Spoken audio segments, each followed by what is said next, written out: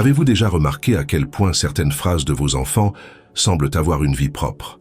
Comment elles entrent par vos oreilles, descendent jusqu'à votre poitrine et restent là, pulsant, résonnant, vous empêchant de dormir.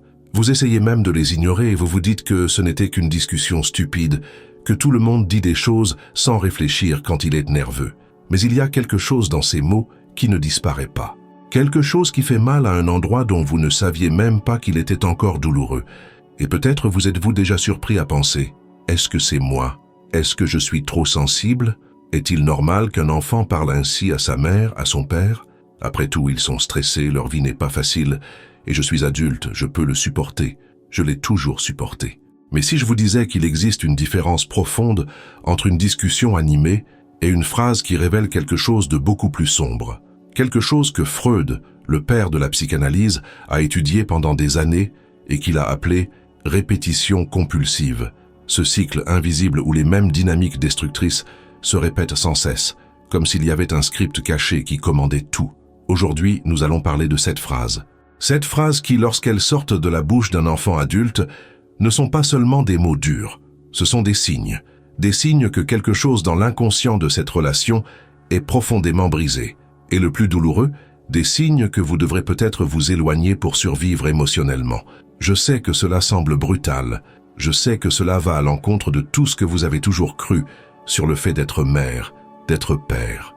Mais ces 7 phrases révèlent des schémas qui ne changeront pas simplement parce que vous aimez plus, simplement parce que vous essayez plus, simplement parce que vous vous sacrifiez plus.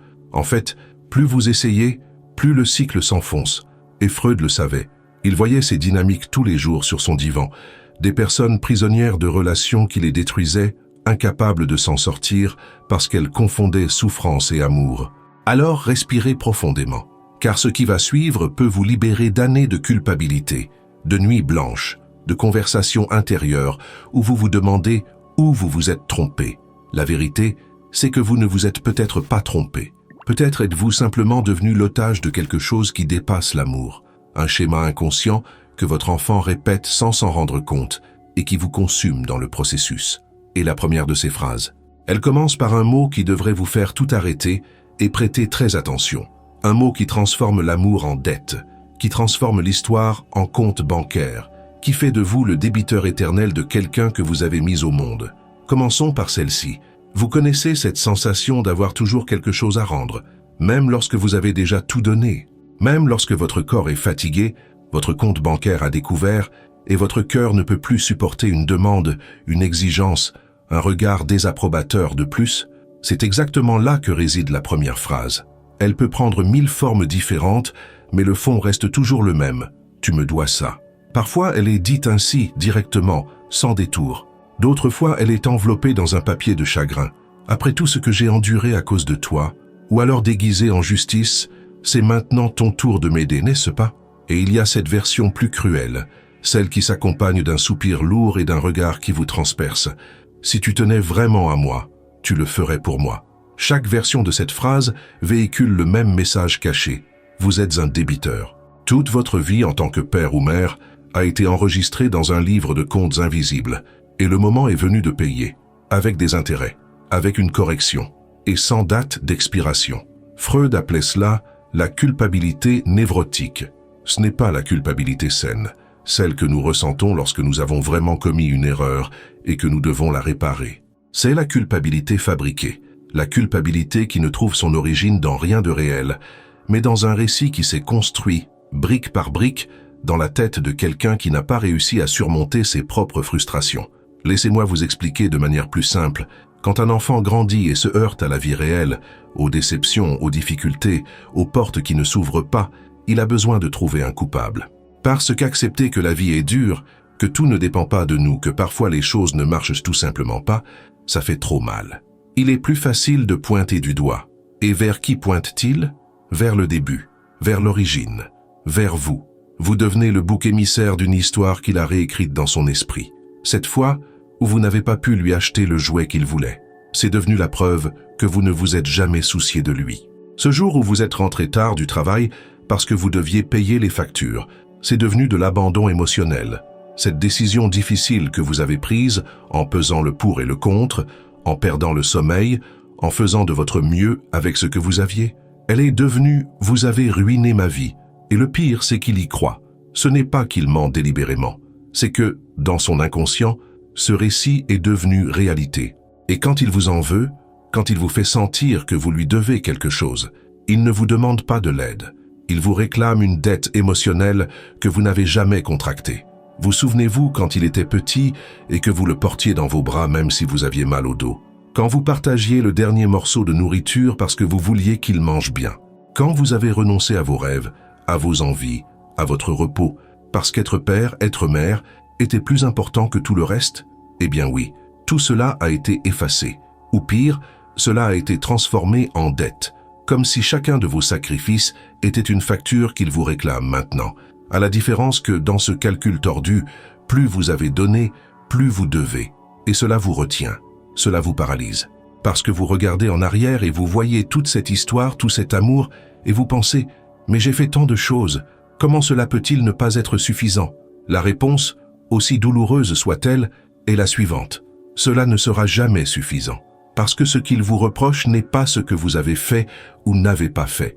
C'est ce dont il a besoin de croire pour ne pas assumer sa propre responsabilité dans sa vie. Freud dirait que ce fils est en train de projeter.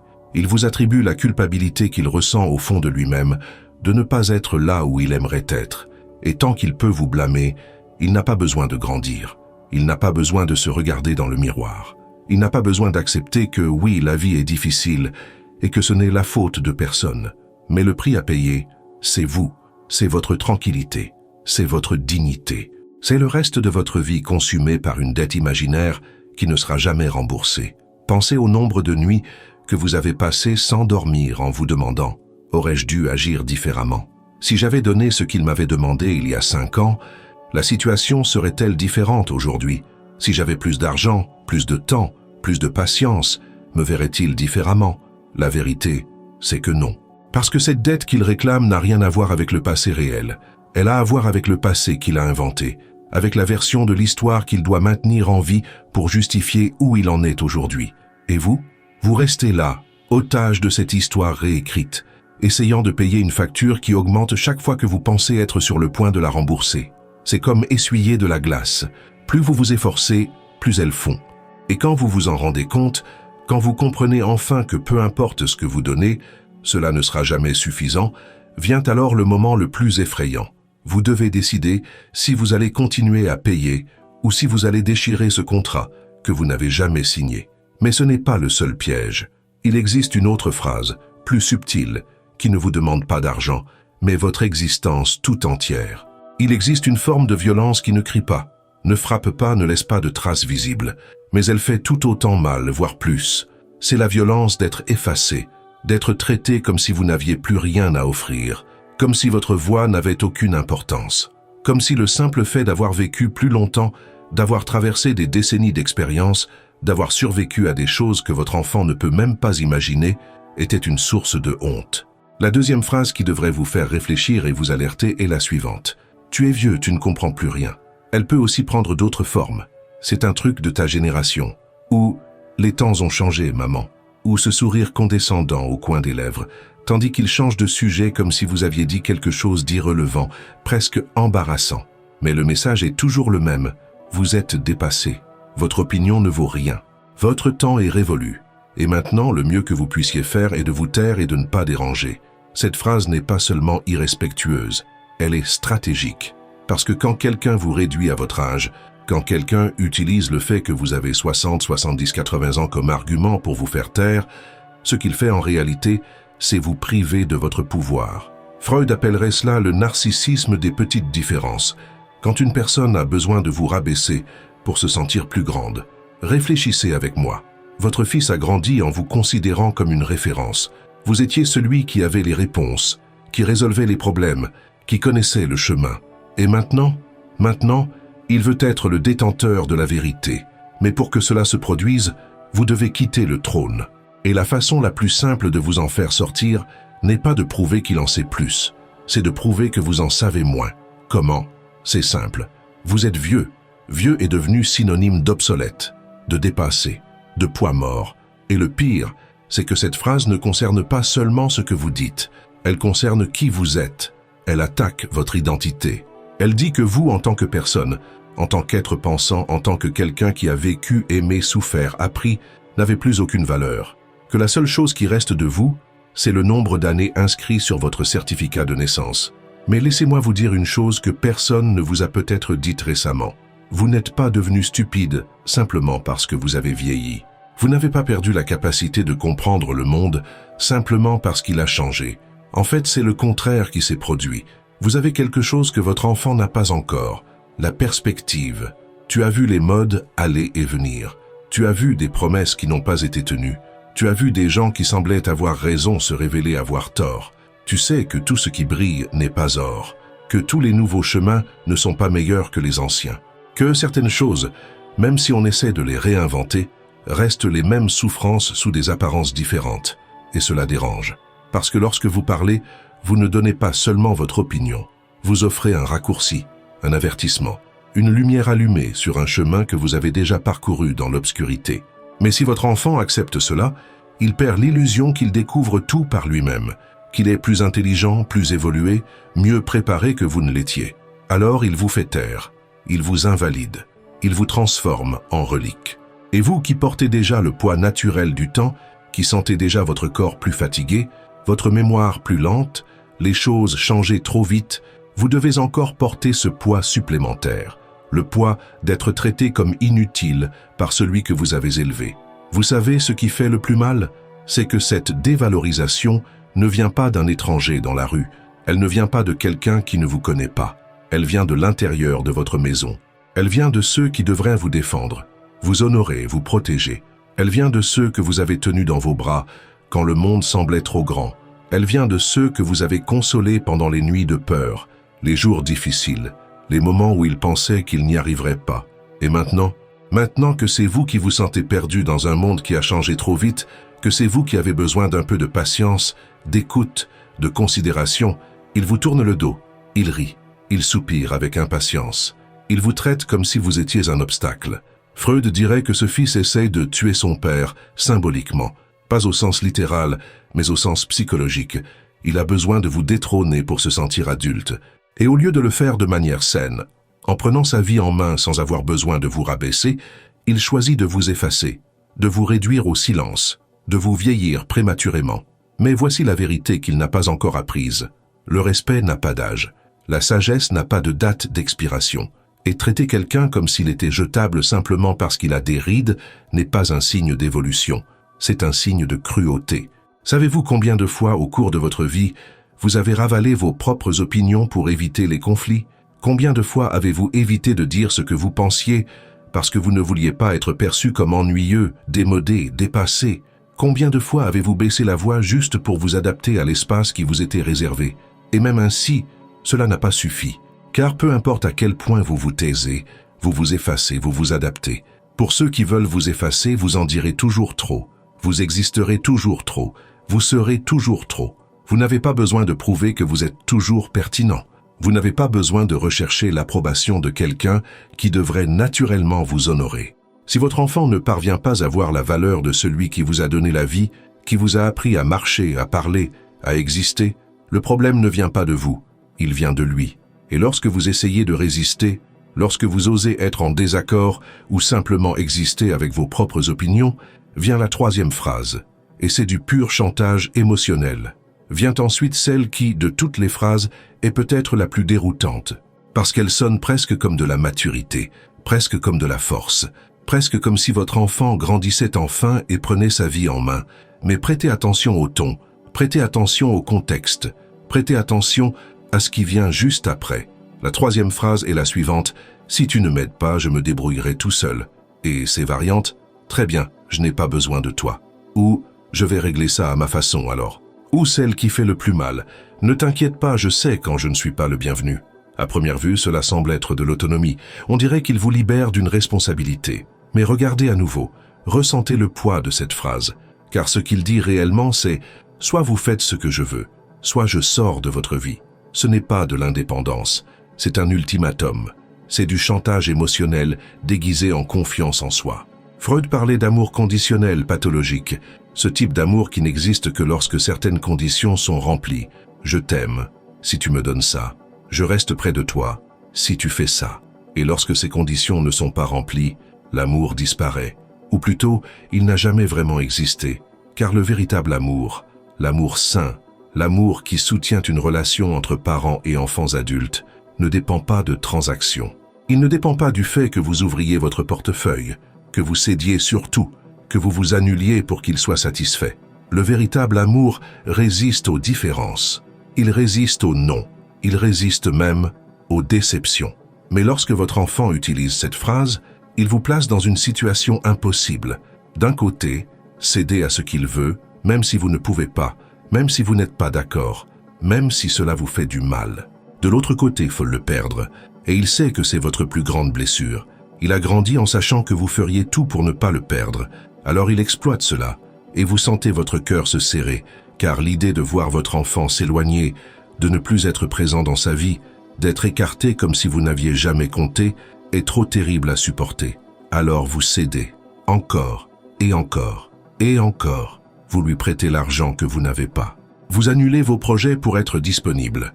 Vous ravalez vos propres besoins, vos propres limites, vos propres souffrances, car l'alternative, qu'il s'en aille, semble pire que n'importe quel sacrifice. Mais voici ce que Freud vous dirait s'il était assis en face de vous. Quand quelqu'un menace de partir chaque fois que vous ne répondez pas à ses attentes, cette personne n'est pas avec vous par amour.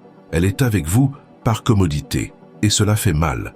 Cela fait mal parce que vous vous souvenez de quand il était petit, de quand il venait vous voir sans arrière-pensée, sans exigence, sans condition. Vous vous souvenez de quand il voulait juste être près de vous, parce que vous représentiez la sécurité, le réconfort, le foyer. Et maintenant, il ne vient vous voir que lorsqu'il a besoin de quelque chose. Et quand vous ne pouvez pas lui donner, quand vous osez dire « Je ne peux pas cette fois, je ne suis pas d'accord avec ça, j'ai besoin de prendre soin de moi aussi », il s'en va, ou menace de partir. Et chaque fois qu'il fait cela, vous vous sentez un peu plus petit, un peu plus désespéré, un peu plus disposé à faire n'importe quoi, à payer n'importe quel prix, juste pour ne pas être abandonné.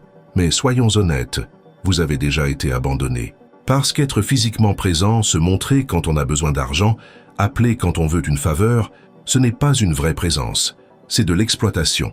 Et être exploité, même par quelqu'un que vous aimez, même par quelqu'un que vous avez mis au monde, fait aussi mal qu'être abandonné. La différence, c'est que quand quelqu'un part pour de bon, la douleur a une fin. Elle fait mal, elle saigne, mais elle cicatrise. Mais quand quelqu'un reste juste assez près pour vous maintenir en équilibre, vous donnant des miettes d'attention, en échange de tout ce que vous avez, cette douleur ne s'arrête jamais.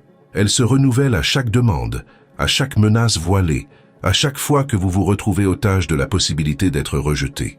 Alors, si votre enfant utilise cette phrase, s'il transforme chaque non de votre part en crise, en menace, en éloignement calculé, vous devez comprendre que ce n'est pas vous qui échouez, c'est la relation qui a échoué, parce que les relations saines ne fonctionnent pas avec la peur, elles fonctionnent avec le respect, avec la réciprocité, avec de l'espace pour que les deux puissent exister pleinement, avec des limites, avec leurs propres désirs. Et s'il n'arrive pas à accepter cela, si la seule façon pour lui de rester près de vous est que vous vous annuliez complètement, alors il est peut-être temps de le laisser partir. Non pas parce que vous ne l'aimez pas, mais parce que vous méritez aussi d'être aimé, vraiment, sans condition, sans menace. Mais cette phrase, aussi douloureuse soit-elle, n'est pas la pire. Car il en existe une autre, plus profonde, qui n'attaque pas ce que vous faites, mais qui vous avez été pendant toute sa vie. Et lorsque cette quatrième phrase apparaît, elle réécrit tout. Il existe un type d'attaque contre lequel on ne peut se défendre, car elle ne se produit pas dans le présent. Elle réécrit le passé. Elle prend tout ce que vous avez vécu, tout ce que vous avez donné, tout ce que vous avez été, et le transforme en une version déformée, méconnaissable, presque monstrueuse. La quatrième phrase qui devrait vous faire vous arrêter et regarder votre enfant droit dans les yeux est celle-ci. « C'est de ta faute si je suis comme ça ». Elle peut s'accompagner d'accusations spécifiques. Si tu m'avais accordé plus d'attention, je ne serais pas anxieux. Ou si tu avais été différent, je ne serais pas dans cette situation. Ou la version la plus globale et la plus dévastatrice. Ma vie est un échec à cause de toi. Et quand vous entendez cela, quelque chose en vous s'effondre, parce que vous remontez immédiatement dans le temps. vous revivez chaque décision difficile que vous avez prise, chaque sacrifice que vous avez fait en pensant que vous protégiez, aidiez, aimiez. Et maintenant, tous ces souvenirs vous sont jetés à la figure comme les preuves d'un crime que vous ne saviez même pas que vous commettiez. Freud appelait cela le déterminisme psychique déformé. L'idée que tout ce que nous sommes aujourd'hui est le résultat direct de ce que nous avons vécu dans le passé, ce qui, en partie, est vrai. Nos expériences façonnent ce que nous devenons. Mais voici le problème. Lorsqu'un enfant adulte utilise cela comme une arme, il refuse d'assumer toute responsabilité pour sa propre vie. Il dit « Je n'ai pas le choix. Je suis comme ça parce que vous m'avez rendu ainsi.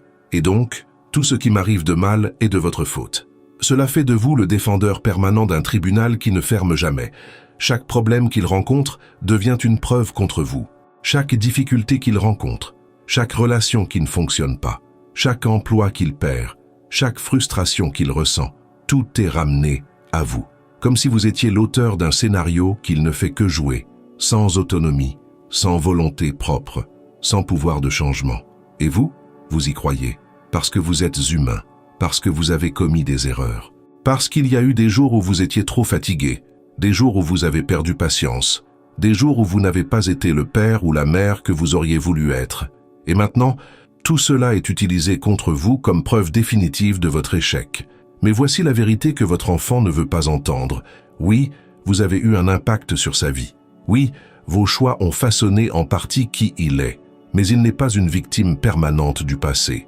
C'est un adulte doté du libre arbitre, capable de prendre des décisions, capable de changer son propre destin. Quand il refuse de le voir, quand il s'accroche à l'idée que vous êtes éternellement responsable de ce qu'il est aujourd'hui, il s'emprisonne lui-même. Et en même temps, il vous emprisonne avec lui. Car tant que vous porterez cette culpabilité, tant que vous croirez avoir réellement détruit sa vie, vous continuerez à essayer de réparer les dégâts. Vous continuerez à vous sacrifier. Vous continuerez à accepter d'être maltraité parce qu'au fond, vous pensez que vous le méritez. Et c'est exactement ce qui maintient le cycle en marche. Freud disait aussi que la névrose est souvent un refus de grandir, un refus d'affronter la réalité, que nous sommes responsables de nos propres choix. Et lorsqu'un enfant adulte reproche tout à ses parents, il refuse de grandir. Il refuse de se regarder dans le miroir et de dire « Oui, mon enfance a été difficile. Oui, mes parents n'étaient pas parfaits. Mais maintenant, qu'est-ce que je fais de tout ça? Comment est-ce que je vais de l'avant? Comment est-ce que je construis quelque chose de nouveau ?» Mais au lieu de cela, il reste coincé. Et il vous coince avec lui. Savez-vous combien de fois vous vous êtes excusé pour des choses qui ne nécessitèrent peut-être même pas d'excuses? Combien de fois avez-vous dit « Pardonne-moi d'avoir trop travaillé, d'avoir été sévère quand il le fallait, de ne pas avoir pu donner tout ce que vous auriez voulu ?» Combien de fois vous êtes-vous agenouillé émotionnellement, suppliant qu'il vous voie comme quelqu'un qui a essayé, qui a aimé, qui a fait de son mieux? Et pourtant, cela n'a pas suffi, parce que cette phrase n'est pas une invitation au dialogue. Ce n'est pas une tentative de comprendre le passé pour aller de l'avant. C'est une condamnation, et les condamnations ne font pas l'objet d'un appel. Vous ne pouvez pas passer le reste de votre vie à vous défendre contre des accusations qui changent de forme chaque fois que vous pensez avoir enfin donné des explications. Vous ne pouvez pas vivre dans un tribunal où vous êtes toujours coupable, où chaque tentative de défense est considérée comme une preuve supplémentaire contre vous. Et si vous écoutez cela en ce moment, et que vous ressentez une douleur dans la poitrine, si vous vous demandez « Ai-je vraiment été si mauvais que ça ?» J'ai besoin que vous vous arrêtiez un instant, respirez profondément, et écoutez ceci, vous n'avez pas été parfait, personne ne l'est. Mais imparfait n'est pas synonyme de destructeur. Commettre des erreurs ne fait pas de vous un méchant. Et si vous avez donné de l'amour, même imparfait, même fatigué, même parfois maladroit, vous n'avez détruit personne. Si cette vidéo a du sens pour vous, si vous reconnaissez ces phrases, ces schémas, ces douleurs, laissez un commentaire ci-dessous. Parfois, le simple fait d'écrire, de mettre les choses par écrit, suffit à vous libérer. Et si vous souhaitez poursuivre ce voyage pour retrouver votre paix et votre dignité, abonnez-vous à la chaîne. Nous sommes là, non pas pour vous enseigner des théories compliquées, mais pour vous rappeler qui vous êtes et ce que vous méritez. Mais l'histoire ne s'arrête pas là, car il y a une 5e phrase, et c'est celle qui tente d'effacer tout, absolument tout. Il y a des moments dans la vie où une seule phrase peut détruire des années entières. Elle peut prendre tous les souvenirs que vous chérissez, toutes les preuves de votre amour, toutes les nuits que vous avez passées à veiller, à vous inquiéter, à protéger, et tout effacer d'un seul coup, comme si cela n'avait jamais existé, comme si tout n'avait été qu'un mensonge. La 5e phrase est la plus cruelle de toutes, et c'est celle-ci. Tu ne m'as jamais vraiment aimé. Quand tu entends cela, le monde s'arrête. Parce que ce qu'il dit, ce n'est pas que tu as fait une erreur dans une situation particulière. Ce n'est pas que vous ayez échoué à un moment précis. Il dit que tout, absolument tout, était faux, que chaque câlin que vous lui avez donné ne signifiait rien, que chaque sacrifice que vous avez fait ne compte pas, que cette fois où vous avez renoncé à vos rêves pour garantir les siens, cette nuit où vous avez pleuré d'inquiétude, ces années où vous avez vécu plus pour lui que pour vous, rien de tout cela n'était de l'amour. Et comment se défendre contre une telle accusation? Comment prouver son amour? Comment présenter des preuves de quelque chose qui est invisible, intangible, mais dont vous savez, au fond de votre cœur, qu'il était réel? Vous ne pouvez pas. Et c'est exactement pour cela que cette phrase est si puissante, parce qu'elle vous désarme complètement. Elle vous laisse sans voix, sans argument, sans issue. Vous pouvez essayer de vous souvenir, mais j'ai fait ça, j'étais là quand, j'ai toujours, et rien de tout cela n'a d'importance, parce que dans son esprit, vous n'avez jamais aimé. Freud parlait de la falsification rétroactive de la mémoire. C'est lorsque, à cause de traumatismes non résolus, de frustrations accumulées, de douleurs qu'elle ne sait pas gérer, une personne commence à réécrire le passé. Elle prend des souvenirs réels et les déforme. Elle transforme des gestes d'amour en gestes d'obligation. Elle transforme la présence en absence. Elle transforme l'attention en négligence. Et le pire, c'est qu'elle y croit. Ce n'est pas un mensonge conscient, c'est une reconfiguration interne. C'est comme si son cerveau avait réécrit le code de toute l'histoire. Et maintenant, ce qu'elle voit quand elle regarde en arrière n'a rien à voir avec ce que vous avez vécu. Mais cela ne rend pas l'accusation moins dévastatrice. Parce que lorsque votre enfant vous regarde dans les yeux et vous dit que vous ne l'avez jamais aimé, vous n'avez pas seulement affaire à une phrase. Vous avez affaire à la négation de tout ce que vous avez été toute votre vie. Et ce n'est pas tout. Cette phrase ne concerne pas seulement le passé, elle concerne le présent.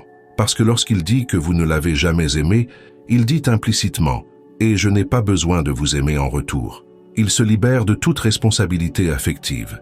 Il justifie tout comportement cruel, tout abandon, tout manque de respect. Parce que si vous ne l'avez jamais aimé, pourquoi devrait-il vous aimer maintenant? Cela transforme la relation en un champ de mines émotionnelles, où vous essayez toujours de prouver quelque chose qui ne sera jamais reconnu, où vous êtes toujours à la recherche d'une validation qui ne viendra jamais. Savez-vous ce qui se passe quand vous passez des années à entendre, directement ou indirectement, que votre amour ne compte pas? Vous commencez à douter de vous-même, vous commencez à remettre en question vos propres souvenirs. Est-ce que j'ai vraiment aimé? Est-ce que je pensais seulement aimer, mais en réalité je ne faisais que jouer un rôle? Est-ce que tout ce que j'ai ressenti n'était qu'une illusion? Et c'est dangereux, parce que lorsque vous perdez confiance en vos propres émotions, en vos propres expériences, vous perdez une partie de qui vous êtes. Freud appellerait cela du gaslighting affectif, faire douter quelqu'un de la réalité émotionnelle qu'il a vécue. Et quand cela vient d'un enfant, quelqu'un que vous connaissez depuis la première seconde de sa vie, quelqu'un que vous avez porté, nourri, bercé pour l'endormir, la douleur est indescriptible. Mais je dois vous dire une chose. Si vous avez aimé, vous avez aimé. Peu importe s'il ne peut pas le voir. Peu importe s'il a réécrit tout cela dans sa tête. Peu importe s'il utilise cette phrase comme une arme pour vous blesser. La vérité de ce que vous avez ressenti, de ce que vous avez vécu, de ce que vous avez donné, cela ne se trouve pas dans sa mémoire. Cela se trouve en vous. Et personne ne peut vous enlever cela. L'amour n'est pas quelque chose qui se prouve, c'est quelque chose qui se vit. Et vous l'avez vécu, vous n'avez peut-être pas été parfait, vous avez peut-être fait des erreurs, vous avez peut-être fait des choix que, avec le recul, vous feriez différemment. Mais cela n'efface pas l'amour, cela ne fait que vous rendre humain. Et si votre fils ne peut pas voir cela, s'il a besoin de croire que vous ne l'avez jamais aimé pour justifier la colère qu'il ressent, la distance qu'il a créée, le mépris qu'il cultive, alors le problème n'est pas votre amour, c'est son incapacité à le reconnaître. Et vous ne pouvez pas passer le reste de votre vie à essayer de convaincre quelqu'un d'une chose qui devrait être évidente. Vous ne pouvez pas vivre à genoux, suppliant d'être vu, d'être rappelé, d'être reconnu, car il arrive un moment où vous devez choisir. Soit vous continuez à essayer de prouver votre amour à quelqu'un qui a décidé de ne pas y croire, soit vous protégez ce qui reste de votre dignité et vous vous éloignez. Et je sais que cela semble impossible, Je sais que tout en vous crie qu'une mère n'abandonne pas, qu'un père n'abandonne pas. Mais vous n'abandonnez pas, vous survivez. Vous choisissez de ne pas être détruit par quelqu'un qui a transformé votre amour en arme. Mais il y a plus, parce que lorsque vous êtes anéanti, lorsque vous pouvez à peine respirer tant la douleur est grande, vient la 6e phrase. Et celle-ci vous fait douter de votre propre santé mentale. Nous arrivons maintenant au point où la manipulation atteint son stade le plus dangereux. Parce que toutes les phrases précédentes faisaient mal, oui. Elles exigeaient, dévalorisaient, menaçaient, blâmaient, niaient. Mais cette 6e phrase, elle va plus loin. Elle n'attaque pas ce que vous avez fait. Elle attaque votre perception de la réalité. Elle tente de vous convaincre que vous êtes fou. La 6e phrase est « C'est toi qui es fou, pas moi ». Et toutes ces variantes, « Tu as besoin d'aide » ou « Tu deviens sénile » ou celle dite avec une fausse inquiétude « Maman, je pense que tu devrais consulter un médecin, tu es très confuse ». Quand tu entends cela, quelque chose de très spécifique se produit. Tu cesses de te faire confiance. Vous commencez à vous demander si ce que vous avez ressenti était réel, si ce que vous avez entendu a vraiment été dit, si la conversation s'est déroulée ainsi, ou si vous déformez tout dans votre tête.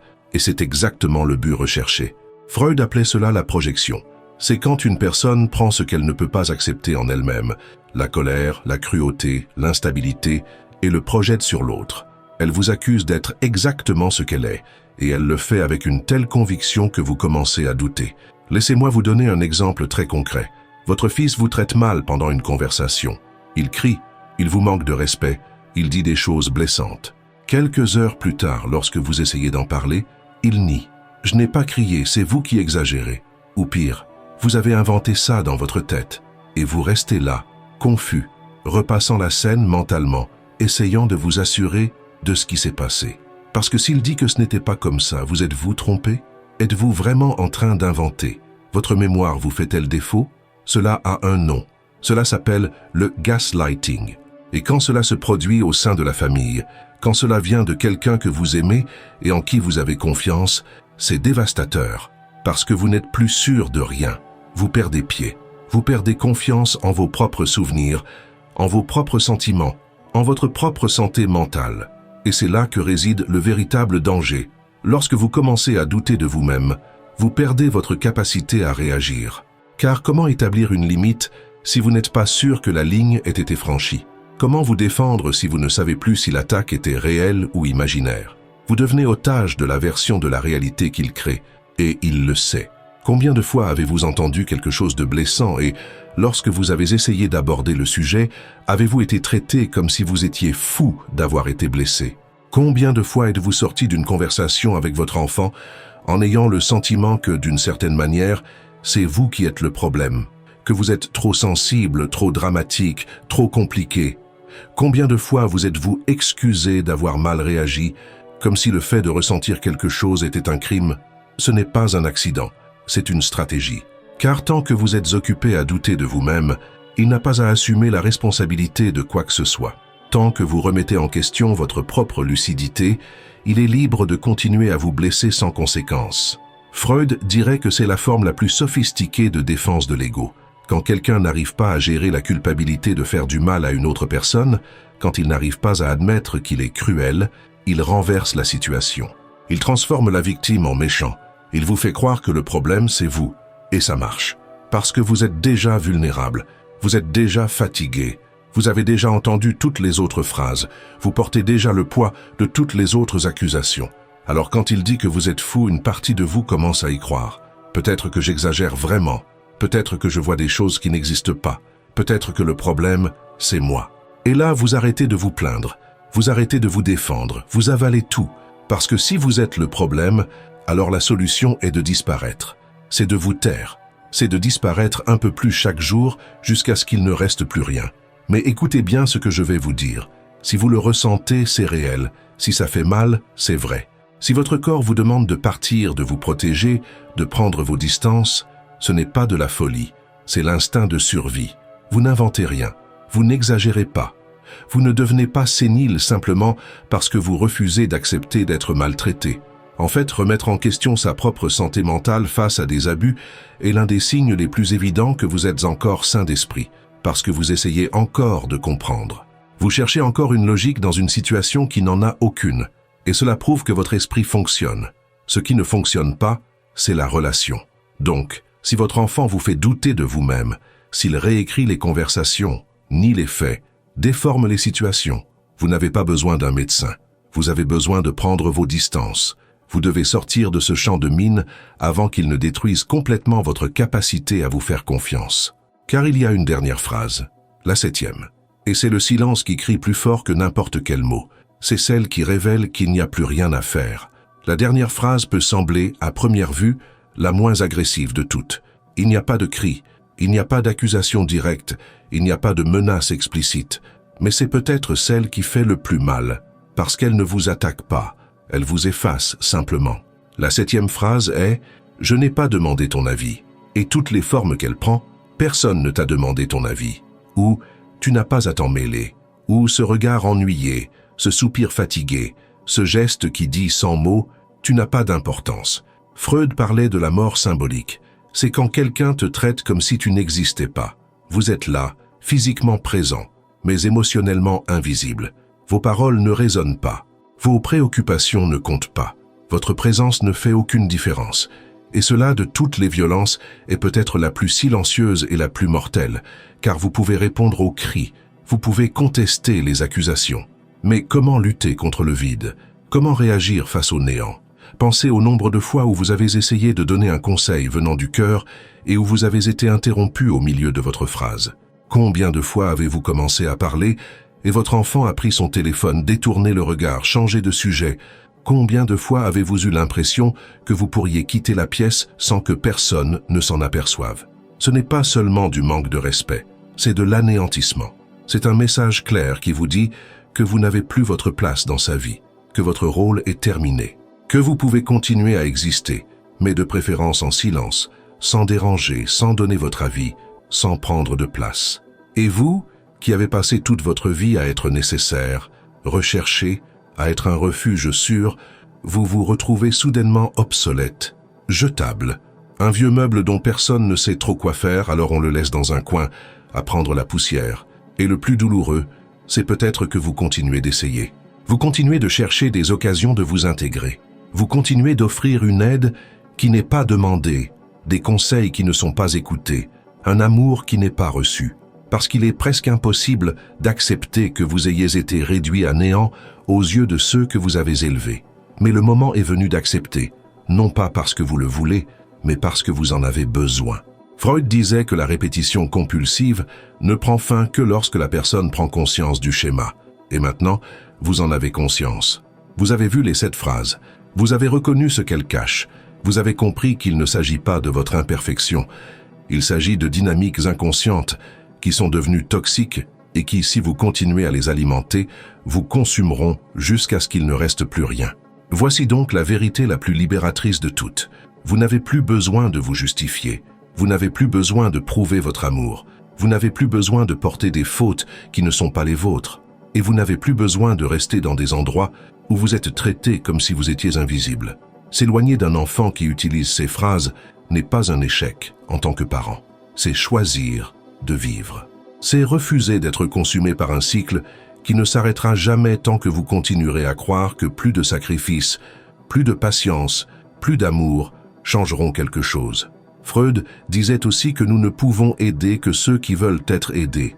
Et si votre enfant ne parvient pas à voir ce qu'il fait, s'il continue à répéter ces schémas, la seule personne que vous pouvez sauver, c'est vous-même. Et ce n'est pas de l'égoïsme, c'est de l'amour propre, c'est de la dignité. C'est rendre justice à tout ce que vous avez vécu, souffert et construit. Vos années ne sont pas faites pour être gaspillées dans des tribunaux émotionnels où vous êtes toujours coupable. Elles sont faites pour être vécues dans la paix, la légèreté, avec des personnes qui vous voient, vous respectent, vous honorent. Vous n'abandonnez personne en traçant cette ligne. Vous dites « Moi aussi, j'existe. Moi aussi, je mérite qu'on prenne soin de moi. Moi aussi, j'ai le droit d'être traité avec amour. Et si cela signifie créer une distance, si cela signifie réduire les contacts, si cela signifie, dans des cas extrêmes, s'éloigner complètement, alors qu'il en soit ainsi. Parce que vous avez déjà donné assez, vous avez déjà essayé assez, vous avez déjà assez souffert. Il est maintenant temps de vous choisir. Je vous pose donc la question suivante. Laquelle de ces 7 phrases vous a le plus touché? Laquelle vous a fait vous arrêter et vous souvenir d'une conversation, d'un moment, d'une douleur que vous portez encore en vous? Laissez un commentaire ici. Vous n'avez pas besoin de tout raconter. Mais parfois, le simple fait de nommer les choses vous aide déjà à vous libérer.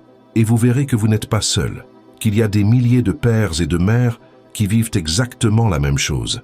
Et si cette vidéo vous a aidé, si elle a clarifié quelque chose que vous ressentiez, mais que vous ne parveniez pas à exprimer, abonnez-vous à la chaîne et activez la cloche. Parce que nous sommes en train de construire ici un espace de vérité, d'accueil, de force. Un endroit où vous pouvez être vu, entendu et validé. N'oubliez pas, vivre en pleine conscience est un choix. Éveillez votre esprit, affrontez vos désirs et éclairez votre ombre. Comptez sur moi dans cette aventure et continuez à suivre les prochaines vidéos de la chaîne. Parce que vous méritez la paix, vous méritez le respect et vous méritez de vivre libre.